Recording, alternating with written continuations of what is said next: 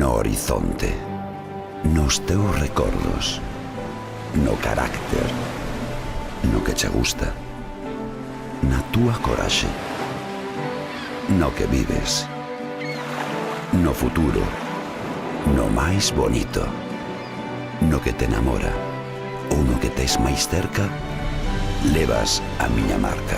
Cando se trata de escoller o mellor, o noso mar marca.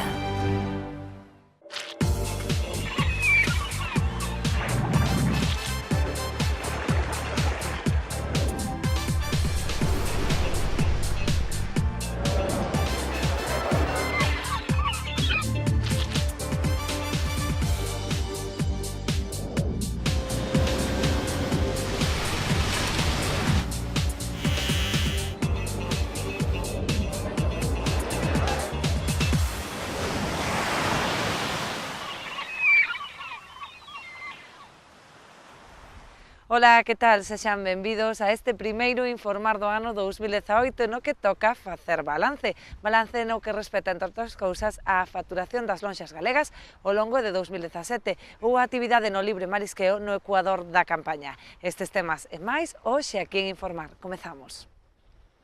3 meses despois do inicio da campaña do libre marisqueo, os malos datos confirman as pesimistas expectativas dos profesionais.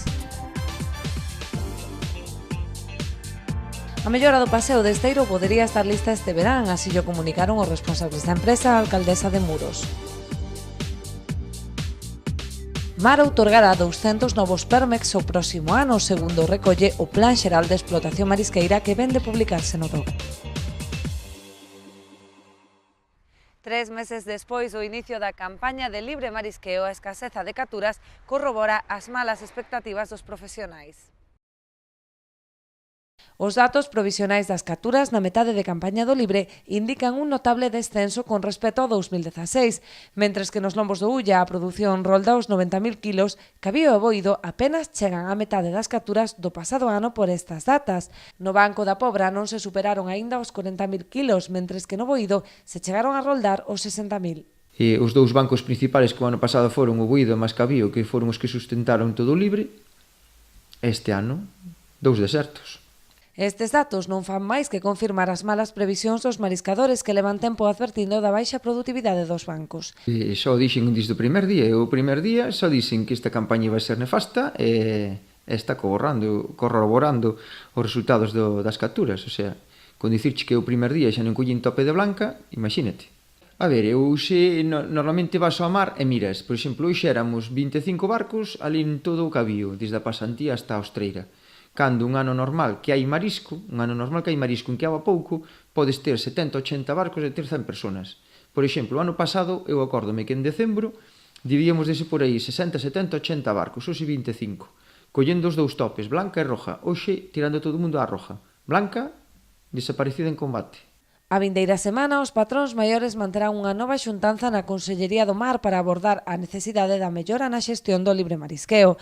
Dende a Pobra seguirán a apostar pola necesidade de repartir estes bancos entre os distintos pósitos para garantir así o seu correcto mantemento e vixilancia. Eu teño clarísimo, eu digo, cantos millóns de metros cuadrados hai tantos, cantos mariñeiros hai tantos, pois ata dividir, é aritmética pura e dura. Tanto divides entre mariñeiros e despois colles a zona máis cercana onde queiran traballar e listo. É que isto é así. Entón, despois vigílalo ti, coídalo ti, como se fora unha autorización marisquea, ábrelo cando queres abrir, seméntalo se queres sementar, límpalo, faslle as actuacións que fas na túa autorización. Eu penso que iso que sería o máis normal. Ahora, non sei que intereses hai por aí para que isto non se faga, tanto por parte de cofradías por parte da administración. Porque isto é o máis lóxico. Temos uns bancos que se non se vigilan por parte da administración, que son deles, eu non vou ir agora a vigilar os bancos de libre marisqueo, xa bastante teño con vigilar os meus. Cando teño ese cacho, pois xa terei que mirar de coller, pois implicar ao sector da flote ou ao sector da pé para que vayan vigilar ese cacho a maiores se que os nosos gardapescas non nos chega. Pero a cuestión é esa, a cuestión é que teñen que dar rendimento. Son terrenos que son altamente productivos, pero que fai décadas que non producen. Pola súa banda, a Xunta defende a necesidade de crear un plan de xestión conxunto entre a Administración e as confrarías, algo que moitos patróns maiores non ven viable pola falla de medios para controlar a actividade. Queren facer un plan de xestión conxunto, a min que me expliquen como. Porque o plan de xestión conxusto, para min é que nos fagamos cargo da vixianza, que nos fagamos cargo dos controles, que nos fagamos cargo de todo, de xestionalo, de abrir, de pechar, de tal. Pero con que medios? Eu con que medios conto para chegar ali e dicirlle a xente, non collas, se eu non teño autoridade ninguna. O que tiña que haber aí é unha autoridade, como dixemos para este ano, que pedimos todos os patróns maiores que houbera na batea unha persona de gardacostas todos os días, polo menos hasta decembro, para que a xente supere que haber que pasar control con unhas PDAs, con unhas tarjetas para registrar que barco vai e que barco ven, o marisco que levo que deixa de levar. Oxe, non se funciona todo por electrónica? Pois se funciona todo por electrónica, era o máis práctico. Unha tarjetita, un código magnético que fora, marcábase, salía nos puntos de venta onde o marisco, canto levastes, oi, ti que deixastes algún polo camiño. E iba a empezar así, pero claro, eu en riba de min ou en riba dos outros, sin medios, isto eu para min que é inviable. As lonxas galegas pecharon 2017 con 5 millóns menos de facturación que no anterior exercicio. O balance anual das lonxas da ría deixa unha facturación próxima aos 86 millóns de euros, 5 menos que no pasado exercicio. Aínda que a facturación baixa, a cifra de descargas incrementouse preto de 40 millóns de kilos de peixe e marisco, o que supón 1 millón máis que no 2016. Ribeira volve liderar o ranking de facturación, con máis de 40 millóns de euros, seguidas xa de lonxe polo Grove, Cambados, A Illa ou Carril, con cifras que oscilan entre os 8 e os 6 millóns. Sen embargo, todas pechan o ano con contías inferiores ao pasado exercicio. Non así as lonxas de Vilanova, Aguiño e Cabo de Cruz, as únicas 3 rulas que rexistraron un incremento na facturación. Destaca especialmente este ano o pulo que supuxo a campaña navideña, posto que o balance antes de decembro reflexaba datos moi negativos. O incremento das vendas ao longo deste último mes conseguiu mellorar o balance, aínda que segue a ser peor que a pasada campaña. O novo paseo de Esteiro podería estar listo para este verán. A reforma do paseo avanza a moi bo ritmo, polo que o prazo de execución podería verse reducido. As obras do paseo marítimo de Esteiro avanzan a bo ritmo, polo que mesmo o prazo de execución podería verse reducido co fin de rematar os traballos antes do verán. Os materiais empregados reducirán notablemente os labores de mantemento, favorecendo que o novo paseo se manteña en bo estado sen necesidade de realizar constantes intervencións. E satisfeita polas obras do paseo de Esteiro, máis que nada por aquelas persoas que dubidaban, non, de que eso fora a ser realidade algún día, que a verdade que tardaron tanto que xa moitos empezábamos a ter dúbidas. Satisfeita de ver que as obras xa están empezadas, que van a bo ritmo e polo que nos comentan dende a empresa que está realizando as obras, aínda que o prazo de execución o teñan establecido en 12 meses, hai posibilidades de que estén rematadas antes do verán ou polo menos case rematadas, o cal sería magnífico para Esteiro e para todo o concello, porque, bueno, é un reclamo importantísimo dende o punto de vista turístico. Esteiro é unha das zonas do noso concello na que prácticamente se duplica a poboación no verán. Eso era un peligro permanente para todas as persoas que acudían a Esteiro e entón en esta ocasión van a poder disfrutar de un paseo remodelado, máis seguro, e unha parte importante é que vai a ser un paseo con moi pouco mantemento por parte do concello. Vai a requerir moi pouco mantemento, o cual vai facilitar que estea en boas condicións durante moitísimos máis anos. Ademais da reposición do pavimento ao longo do paseo, a instalación de valado e mobiliario urbano, a obra contempla a xestión dos materiais retirados para o que se reserva unha importante partida do total do orzamento que ascende a 800.000 euros. Esta actuación anda alrededor dos 850.000 euros. É unha actuación moi importante porque o paseo é moi largo e logo hai unha partida importante de gasto que é a retirada e a xestión do residuo que se xenera ao retirar esas travesas de madeira que formaban o paseo, non? Travesas de madeira tratadas, que é un residuo contaminante que non se pode desfacer dele en calquera lugar. Entón, bueno, unha parte importante deses 850.000 euros xa se van na retirada e xestión dos residuos que quedan ao eliminar os materiales que formaban o paseo como estaban. E logo o resto pois vai eso na colocación do hormigón impreso e se o xabre, que vai a ser o pavimento que teña o paseo unha vez rematado, nas barandillas, que realmente vai a ser na súa maior parte unha especie de murete que vai a facer de banco corrido e que vai a ter tamén un mínimo mantemento, e logo, bueno, na colocación dos elementos típicos de un paseo. O novo paseo contribuirá a mudar notablemente a estética de Esteiro, que xunto con outras actuacións hidráulicas e de urbanización mellorarán a imaxe deste importante núcleo de poboación.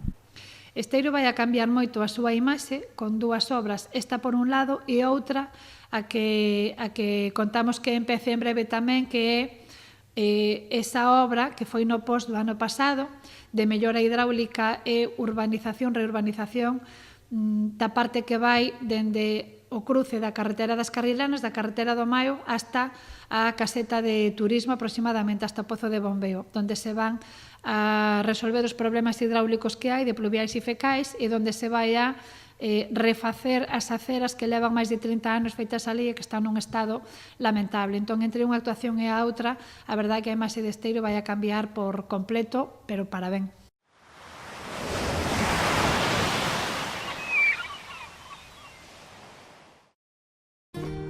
Eu confío na conservación e o respeto ao medio ambiente. Eu confío na pesca de boixura artesanal e selectiva. Eu confío no traballo feito con esmero e agarimo. Eu confío no mellor sabor e na máxima frescura. Confía na calidade e busca este distintivo. Pesca de Rías, de onde senón.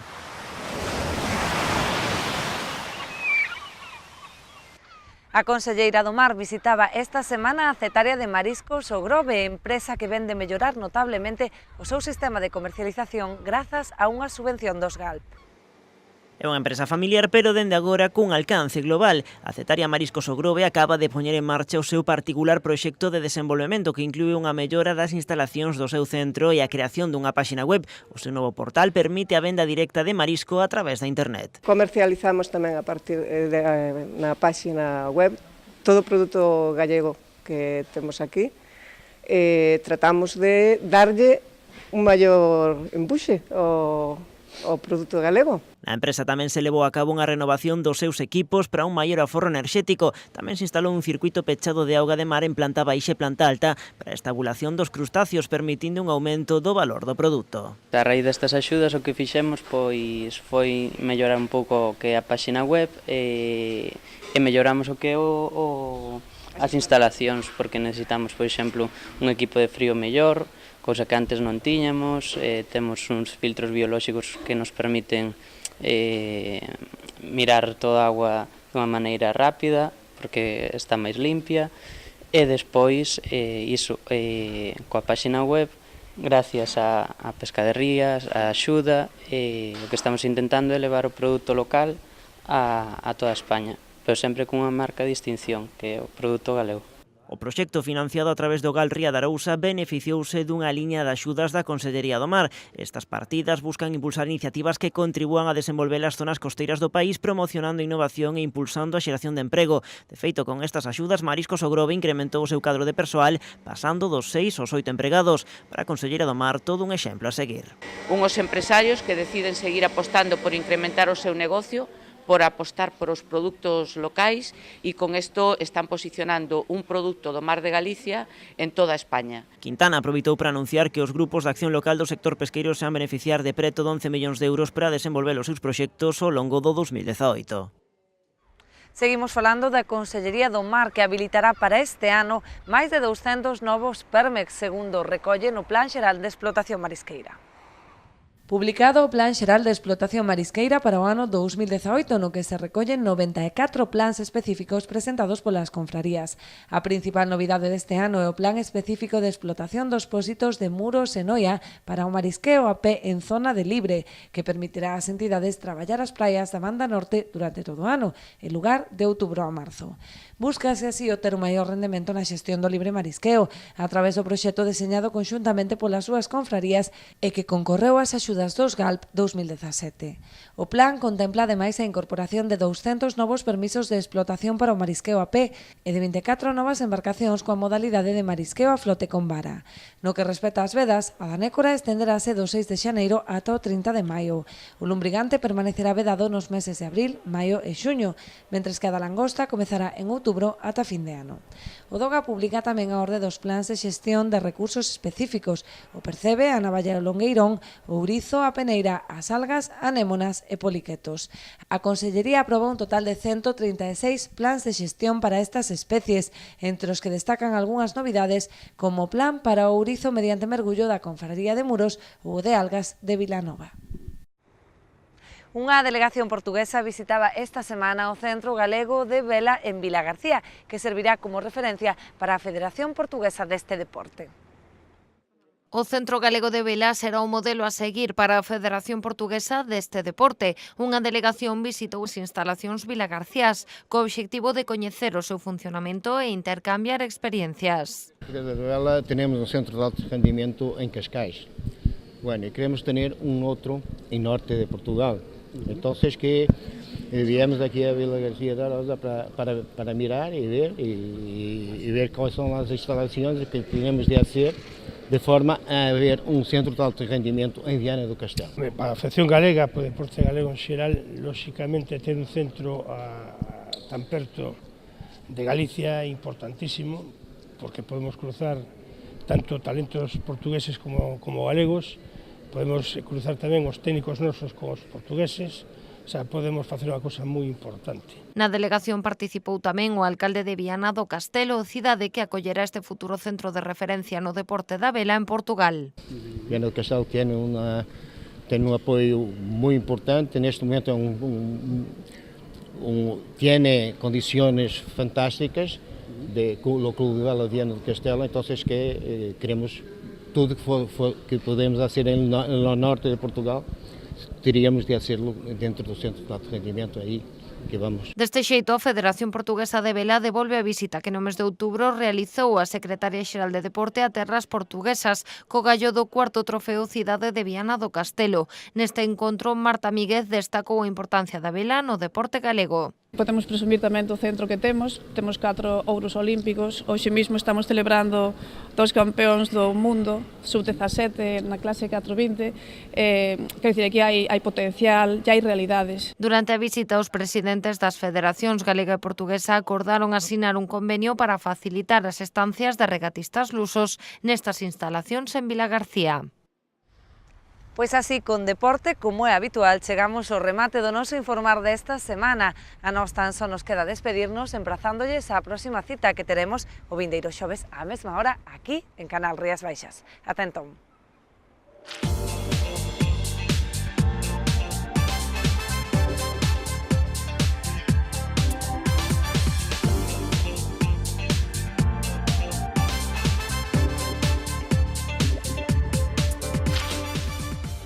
No horizonte, nos teus recordos, no carácter, no que che gusta, na túa coraxe, no que vives, no futuro, no máis bonito, no que te enamora ou no que tes máis cerca, levas a miña marca.